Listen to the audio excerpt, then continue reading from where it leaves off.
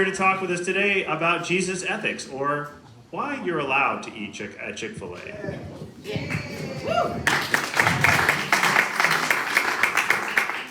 Thank you. Hi.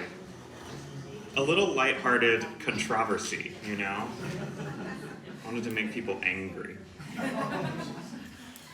A story.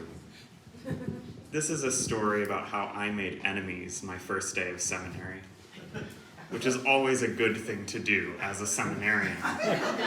It's really the goal of the program, one might say.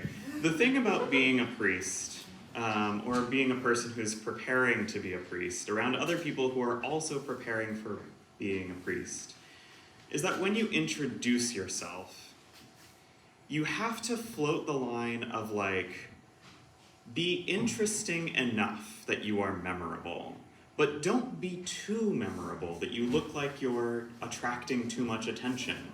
You have to be funny and lighthearted, but not supercilious. And so every little mixer that was part of our orientation in seminary, the same game would play out, which is who has the perfect answer to the introduction question? Which is how, when in my small group of 10 people, when we were asked the question, what are you most proud of? Other people's answers were, my family. That one time that I was published in a prestigious literary magazine. And my answer was, I am a 3-year consecutive member of the signature status of Chick-fil-A's rewards program.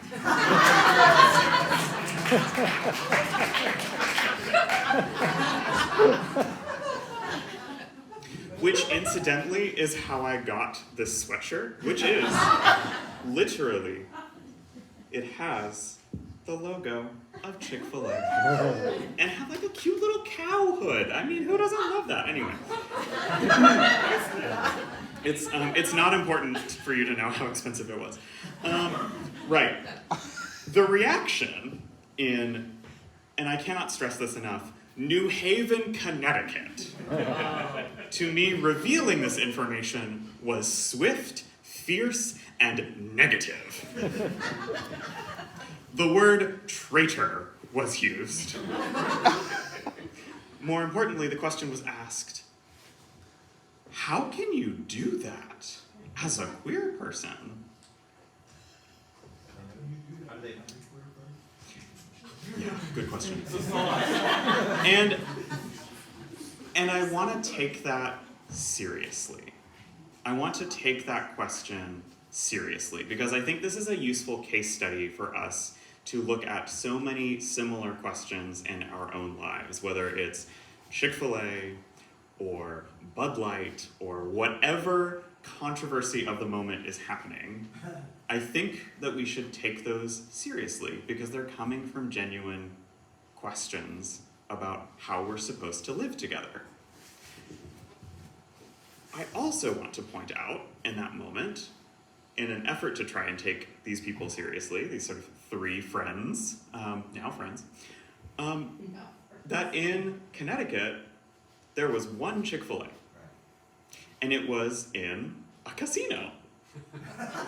So fun! So not so many people having had that experience, and this was in, I think, fall of 2017. There was not a single Chick-fil-A in New York City. There was not a single Chick-fil-A in Massachusetts outside of Boston. There was one, and it was in the train station.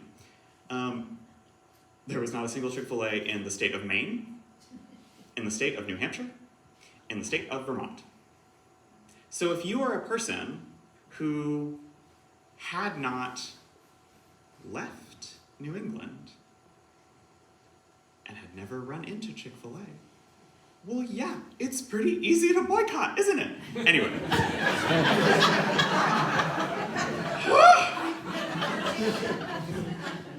So, this question, let's take ourselves back to 2012. I guess fall of 2011. I'm a senior in high school. That's when the sort of like big deal Chick-fil-A boycott thing gets off the ground. Now, if you are not familiar, God bless you. I'm so sorry for bringing you into this discourse, but here we go. So a thing that happens in 2011, there's the beginnings of the run-up to the 2012 presidential election. People have thoughts. And one of those thoughts was, this is pre-marriage equality, but it's sort of the political movement for queer rights is really gaining some traction, which means that people are doing some investigations on their own time. And people discover that the charitable arm of Chick-fil-A, which is, in case you're wondering, called the WinShape Foundation, founded by S. Truett Cathy, the founder of Chick-fil-A. I just know, it's fine. Anyway, that foundation had repeatedly donated to organizations that sponsor advocacy against same-sex marriage, and as importantly as anything else, that sponsor conversion therapy for adults that may or may not have been wanting to be in that room. People discover this and say, this is bad. Sure, cosign, I agree. Not great, not what I would support personally. And the answer is, because we live in a capitalist world where we vote with our dollar, the answer was boycott. Don't eat at Chick-fil-A. And of course, the idea being, if enough people decide not to eat at Chick-fil-A, revenue goes down, and they make some changes. It is a great idea in principle, and it has worked before. You all might be familiar with something called the Montgomery bus boycott. That worked. One of the reasons it worked was because it was totally united, and it was at a small scale, and there were alternatives envisioned. Those 3 points are going to be important later. So, now, fast forward. We're now in 2023. Welcome back. Has it worked? Not really. No. How many Chick-fil-A's are in New England now? Chicken's crummy anyway.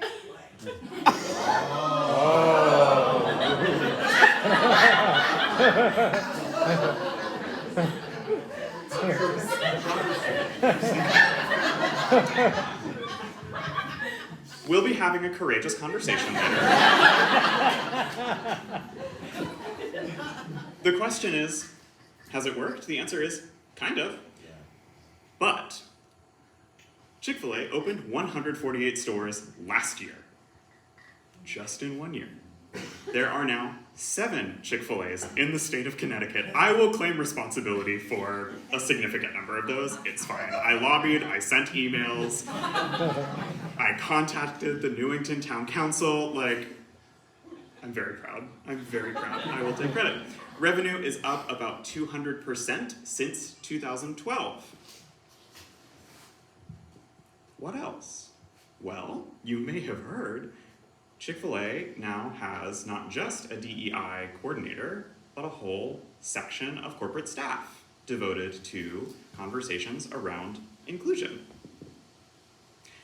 They now have an established set of practices and evaluative mechanisms to decide what their charitable arms do and where that money goes. The WinShape Foundation no longer donates to political causes.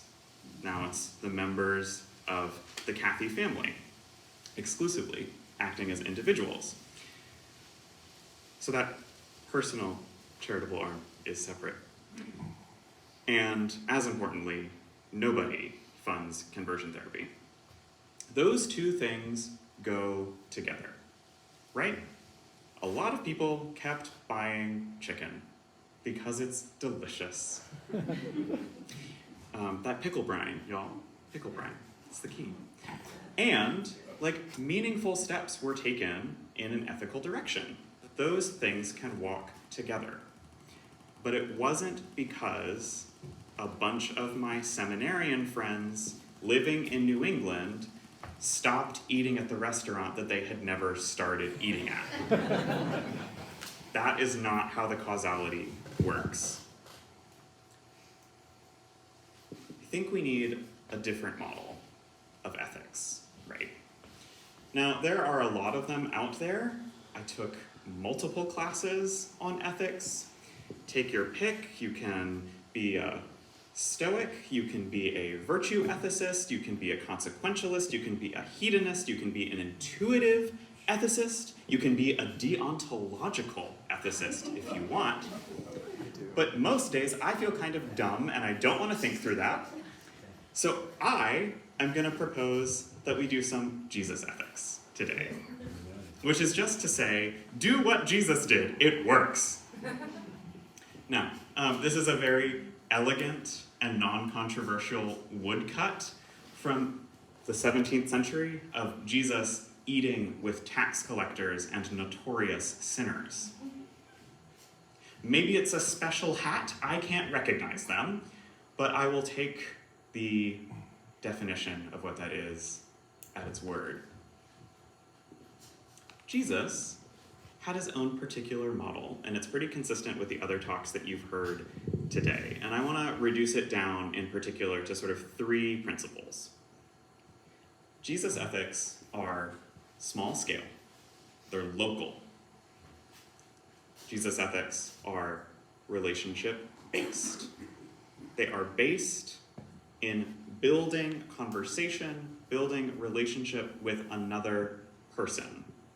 And they imagine a collective life. They participate in that sense of imagination that Father Ethan and Katie were gesturing towards this morning. Now, what does that, excuse me, divine intervention? What does that look like in this context? What might that look like for wanting to see change in a large multinational corporation? I say multinational because there's a Chick-fil-A in Abu Dhabi in the airport. We're just sprinkling facts throughout my presentation. What might that look like? Well, it might look like getting to know your local Chick-fil-A restaurant, as I have. In fact, just last week, one of the employees at the Central Park drive-thru said, "You were here yesterday, weren't you?" You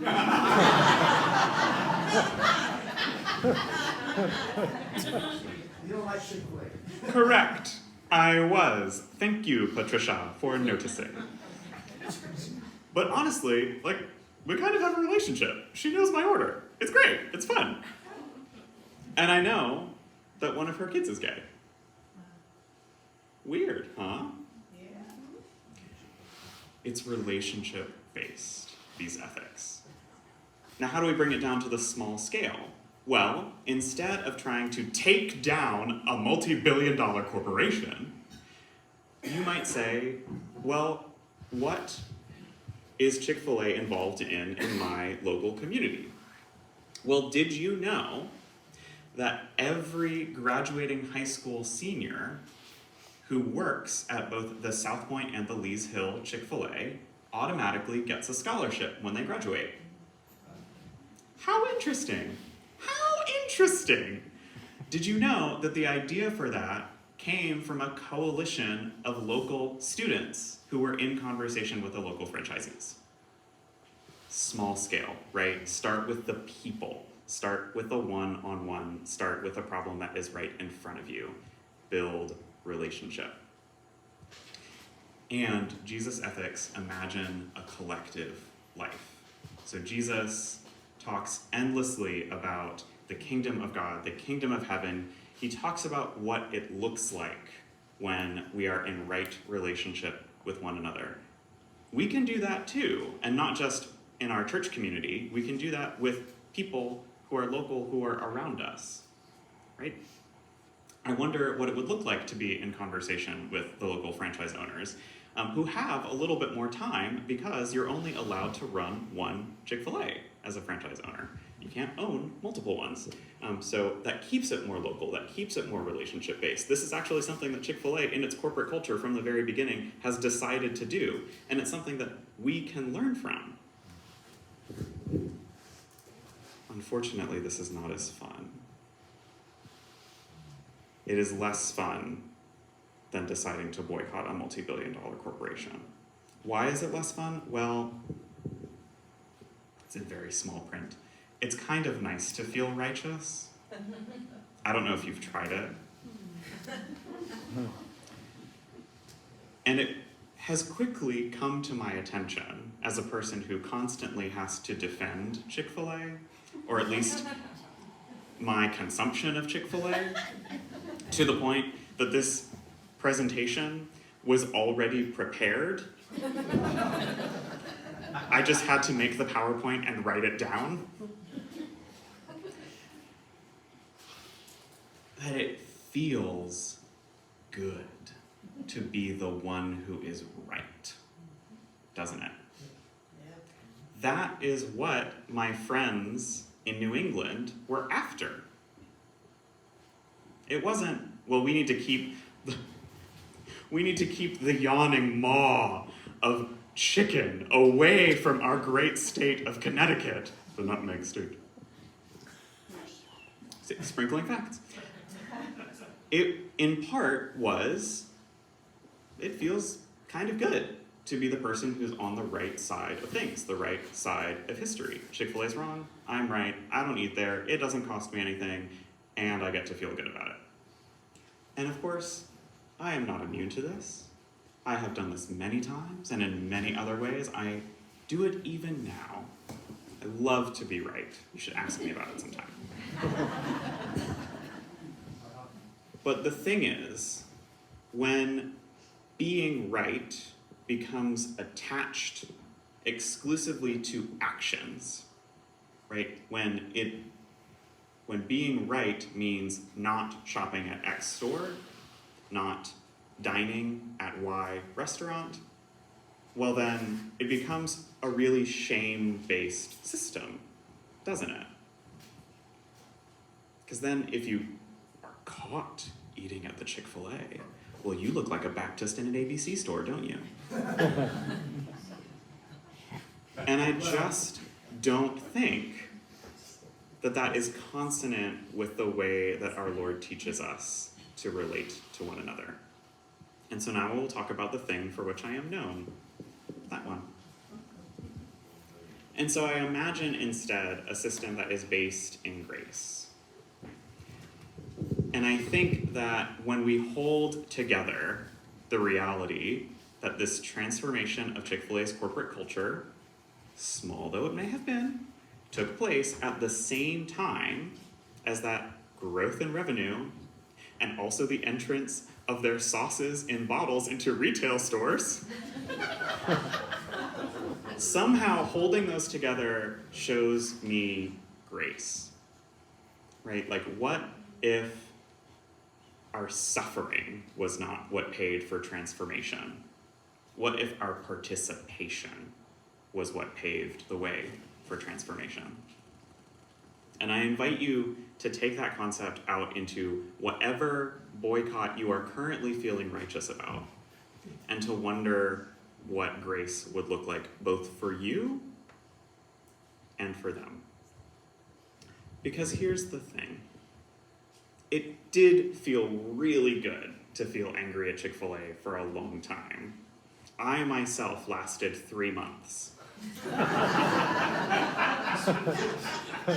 Until, in the spring of 2012, I found out that 3 of my queer friends from Chancellor High School had been working at the Route 3 Chick-fil-A for a long time because they knew that the subtly Christian culture of that restaurant meant that everyone there agreed to try and be kind to one another. That for them, working at Chick-fil-A was the place where they felt most safe being themselves. Interesting, isn't it? And if that ain't God, I don't know what is. Thank you.